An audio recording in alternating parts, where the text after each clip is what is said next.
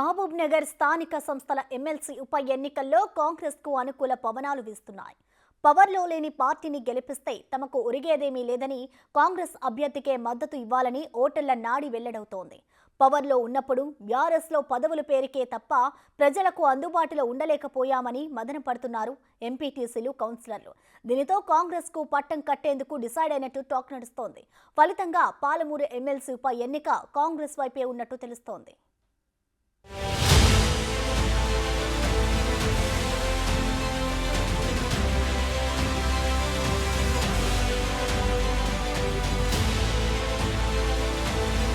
Mahabub Nagar MLC ఉప పోరులో కాంగ్రెస్ దూకుడు.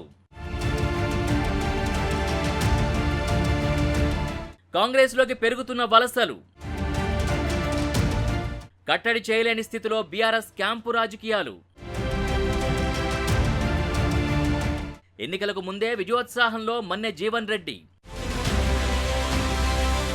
మహబూబ్ నగర్ స్థానిక సంస్థల ఉప ఎన్నికలు హీటును పెంచుతున్నాయి. కాంగ్రెస్ నుంచి మన్నె జీవన్ రెడ్డి, బీఆర్ఎస్ నుంచి నవీన్ కుమార్ రెడ్డి బరిలో ఉండగా కాంగ్రెస్ అభ్యర్థి మన్నె జీవన్ రెడ్డికి గెలుపు అవకాశాలు మెండుగా కనిపిస్తున్నాయి. గడిచిన అసెంబ్లీ ఎన్నికల్లో పాలమూరు 12 నియోజకవర్గాల్లో కాంగ్రెస్ జెండా రెపరెపలాడింది.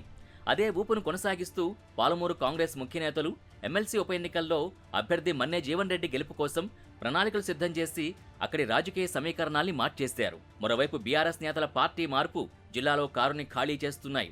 దీంతో తప్పక ఎన్నికల్లో పోటీ చేసినప్పటికీ బీఆర్ఎస్ శ్రేణులు ఓటమి భయంలో ఉన్నట్టు తెలుస్తోంది. స్థానిక సంస్థల ఎన్నికల్లో సింహభాగం బీఆర్ఎస్ ఓటర్లే ఉన్నప్పటికీ రాష్ట్రంలో బీఆర్ఎస్ ఓటమి తర్వాత వారంతా ప్రస్తుతం అధికారంలో ఉన్న కాంగ్రెస్కే జై కొడుతున్నట్టు తెలుస్తోంది. గత బీఆర్ఎస్ ప్రభుత్వంలో పదవులున్నా తమని ఆటబొమ్మల్లా చూశారే తప్ప తమకెలాంటి గౌరవం ఇవ్వలేదని బీఆర్ఎస్కు చెందిన కొందరు స్థానిక సంస్థల ప్రజాప్రతినిధులు వాపోతున్నారు. గత ప్రభుత్వంలో ప్రజా సమస్యల్ని ప్రభుత్వం దృష్టికి తీసుకుపోయినా తమని పట్టించుకోకపోవడం, చేసిన అభివృద్ధి పనులకి డబ్బులు లేక ఎంపీటీసీలు, కౌన్సిలర్లు, జడ్పీటీసీలు అప్పుల ఊబిలో చిక్కుకున్నారు. మళ్లీ అలాంటి రొచ్చులో పడకుండా ఈసారైనా తమకు అండగా ఉండేవారిని గెలిపించుకోవాలని వారంతా ఏకతాటిపై ఉన్నట్టు తెలుస్తోంది.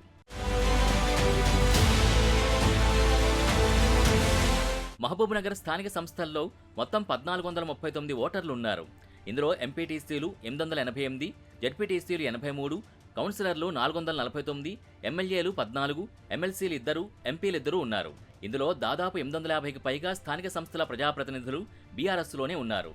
కాంగ్రెస్కి 400 పైచిలుకు ఓటర్లున్నారు. బీజేపీ, ఇతర పార్టీలు, స్వతంత్రులు కలుపుకుని మరో 100 వరకు ఎంపీటీసీలు, జడ్పీటీసీలు, కౌన్సిలర్లు ఉన్నారు.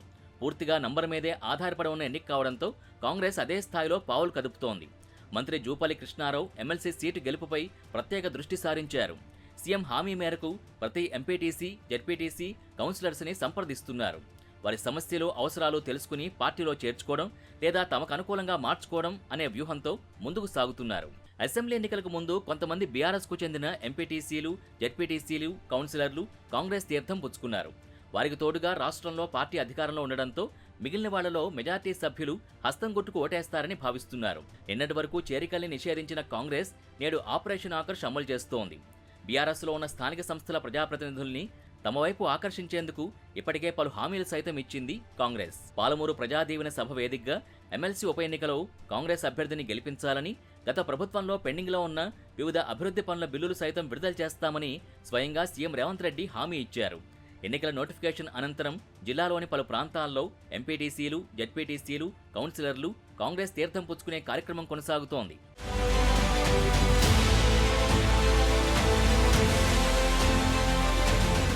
సింహభాగం ఓటర్లు తమ వైపే ఉన్నా వారిపై బీఆర్ఎస్ అధిష్టానానికి నమ్మకం లేక క్యాంపు రాజకీయాలకు తెరలేపినట్టు తెలుస్తోంది. కాంగ్రెస్ గూటికి చేరేందుకు సిద్ధమైన స్థానిక సంస్థల ప్రజాప్రతినిధుల్ని బుజ్జగించి ప్రతి నియోజకవర్గంలో ప్రత్యేక సమావేశాలు నిర్వహించి జాగ్రత్త పడుతున్నాడు బీఆర్ఎస్ అభ్యర్థి నవీన్ కుమార్ రెడ్డి. బీఆర్ఎస్ పట్టుబట్టి వారిని వెంట తీసుకెళ్లినా వారి ఓటు మాత్రం కాంగ్రెస్ వైపే ఉన్నట్టు గుసగుసలు వినిపిస్తున్నాయి. మరోవైపు ఓడిపోయే సీటు కాబట్టే షాద్నగర్ మాజీ ఎమ్మెల్యే రాజకీయ వారసులైన తన కొడుకులకు కాకుండా నవీన్ రెడ్డిని బరిలో ఉంచాడన్న టాక్ వినపడుతోంది. ఇదంతా తెలిసినా భవిష్యత్తులోనైనా ఈ ఎన్నికలు తనకి రాజకీయ లబ్ధిని చేకూర్చవచ్చని అభ్యర్థి భావిస్తున్నట్టు తెలుస్తోంది.